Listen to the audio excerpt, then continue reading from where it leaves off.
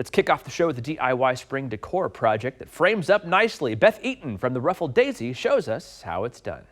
You're going to need a $1 wooden frame from Walmart. You can get this in their craft section. From Dollar Tree, they have these little dowel rods, and you're going to wrap it with twine, which is what I've started with this one. I do have one little rhinestone because that's what we're going to put in the center of our flower. You're going to want a mixed variety of scrapbook papers. I did make sure to include some version of a green one because that is going to be what we make our leaves with. And then I have a little bit of raffia that we're going to tie around the flower. And then I have some burlap ribbon, and this is a 6-inch ribbon. So we're going to start this first. I went ahead and painted my frame. You can paint it any color you want. You can Mod Podge it with scrapbook paper or whatever you want to do. So first up, I'm going to take my 6-inch ribbon and I am going to adhere it to the inside back of my frame. You're going to want to make sure you get it in there pretty snug.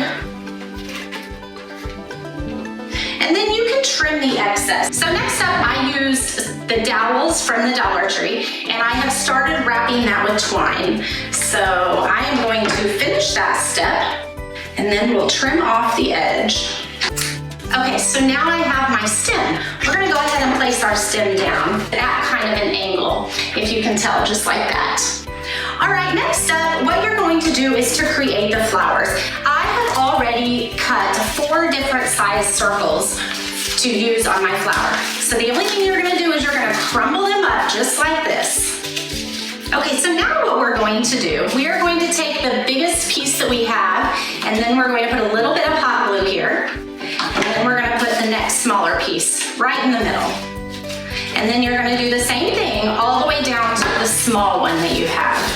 And then we are going to put our rhinestone right in the middle.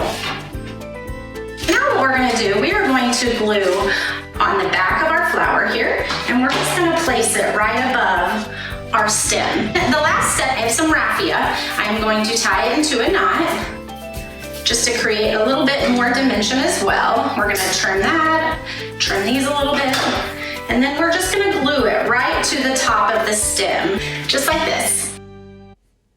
And if you wanted to use it as a picture frame for a family photo, consider gluing the flowers around the border and then just pop your favorite photo in, and you're good to go.